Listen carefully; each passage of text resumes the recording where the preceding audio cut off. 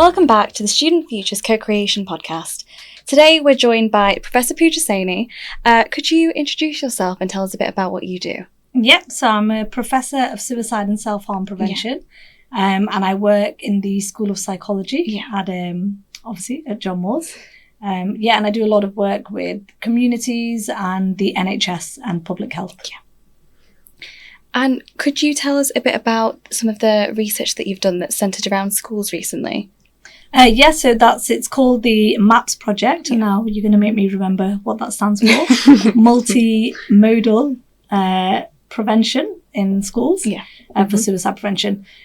So basically I've done a lot of work with adults in hospital settings, community settings. And one thing that came out was a lot of their suicidality started in school in adolescent age. So that led to the development of doing some work, kind of early intervention and trying to speak to people in schools, give them some knowledge, equip them so that as they get older, hopefully that will reduce the amount of suicidality in adulthood as well.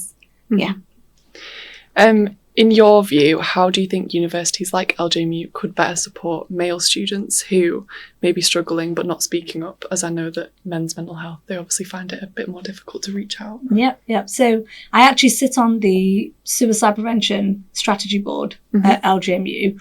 And I was with them yesterday, which is coincidental.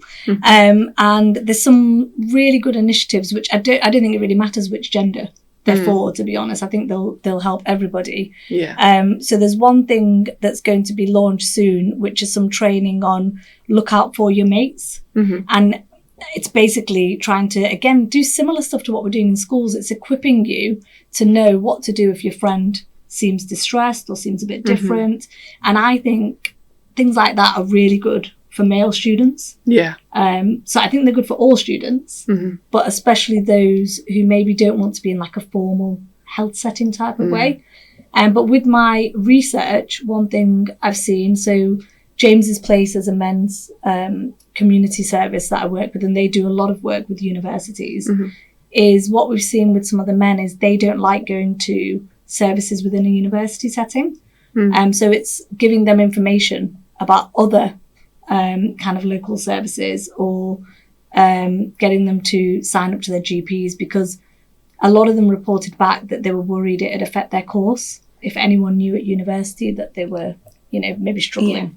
And obviously, like, yourself, university can be a really stressful time for a lot of students.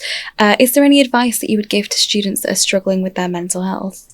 Yeah, definitely. One thing I think that we're seeing more and more, because, I've been a lecturer here since 2018, is how much more isolated students are. I regularly meet personal tutees who tell me in third year that they don't know anyone on their course, which really shocks me. So I'm not a tutor now for people in their first and second year, but I'm in their third year. So the first thing I'll say is, can you please go and make a friend on your course? So I think this is something we spoke about at the meeting yesterday, making sure that students aren't isolated from when they get here.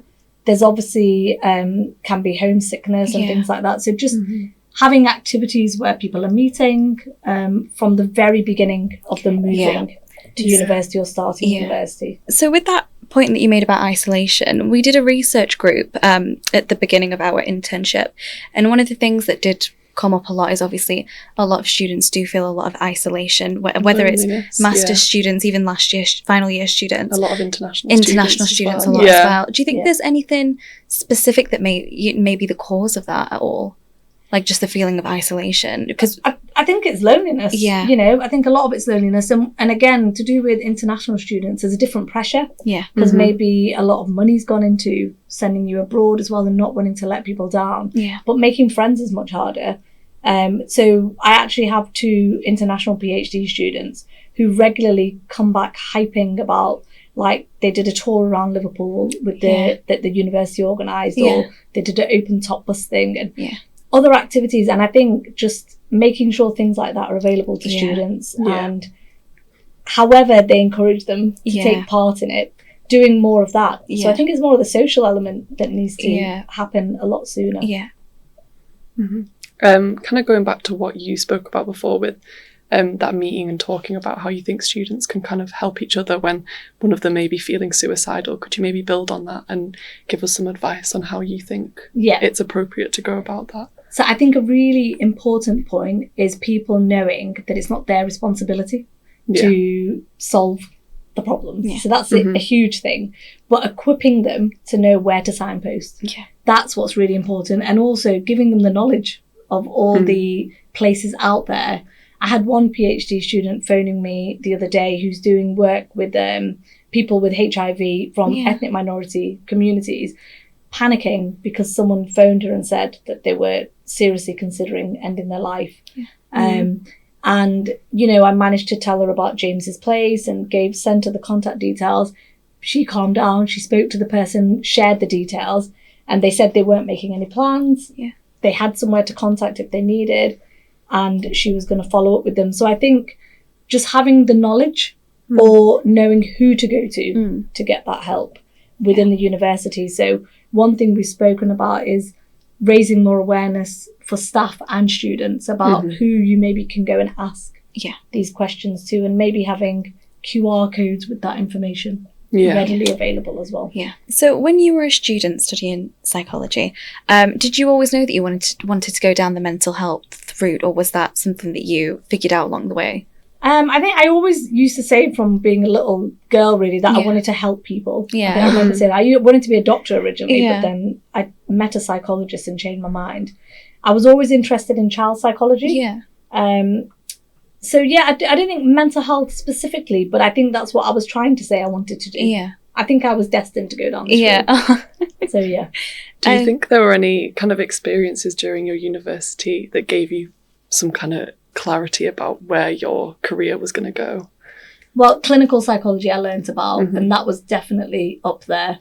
And then I was on the route to try and do everything I needed to do to become a clinical psychologist. Yeah. But the jobs I did along the way, to get more experience, I actually came across a lot of suicidal and self-harm kind of population. So I worked in secure units with young girls. I worked in learning disabilities schools for boys. And I worked with asylum seekers, and I worked with Asian women who were suffering from domestic violence. So by coincidence, self-harm and suicide was kind of prevalent in all of those communities. So maybe it just started to happen, that this was an area of interest for me. Yeah. And you mentioned James's place earlier. For the listeners that may not know what that is, would you be able to explain to us what James's place do? Yeah. So basically from my PhD, one thing that came out is that men do help seek. They do go and ask for help at their GP practices. They do go to A&E, but there was nowhere appropriate for them to go. So I used to speak about this regularly. Is one thing I want to do is get the message out there that there needs to be things in the community. Yeah. And then I was linked up with a bereaved mother whose son was actually at university when he died by suicide, who was trying to create, again, a community place where she thought her son might have gone and got help. And when we met, I think something just happened. Yeah. We connected, and I came with the academic side. She came with the business plan. Yeah. I introduced her to a lot of people in Liverpool, and then we ended up forming this community-based clinical kind of environment, a therapeutic home-to-home environment for men who might be in a suicidal crisis. Yeah. If you could go back and give your student self one piece of advice, what do you think that would be? Oh, to drink less at university. I think that would be a big piece of advice. To be honest, I think when I went to university, I liked the fact that we had to meet in common rooms and things like that. I think that's really gone now. Yeah. So it's not really to my old self. It'd be more if I was going to university now, I would say go out and meet people and socialise, because I think we did that much better. Yeah. Before, and I think that helped a lot with the experience and enjoying it. Yeah. Yeah, and the sense of community. So I think there's no regrets apart from maybe slightly too much alcohol. And when you were at university, was there any experiences that shaped and made you the person that you are today? I think just the course, you know, our teachers, the lecturers, the things I learned at uni. I remember in school I used to get in trouble a lot for not sticking to the curriculum. Or speaking out in class. And I used to get told, my headmaster, I saw him many times for the wrong reasons, eventually kind of said to me, you know, you're going to do well when you go to university, because there you can kind of flourish and you can have your own opinions, and that's what you need to be doing. And I think that happened. So at university, I think I really enjoyed that experience of you can express yourself a bit more, and you can bring more of you and your ideas. So that was really good. And I just think the whole course, I loved psychology way more than I realised. It wasn't a subject for me at school, so I didn't even know what it was until really I'd met a psychologist and I started the degree. So Oh, well, thank you so much for taking time out of your day to speak to us. We really appreciate it. Thank you. And just one other thing I wanted to mention actually for well-being is the Stay Alive app, which is an app that I think is talked about at LJMU, but I'm not sure. But again, I think another great resource for students. That's perfect. Thank you so much. Thank you.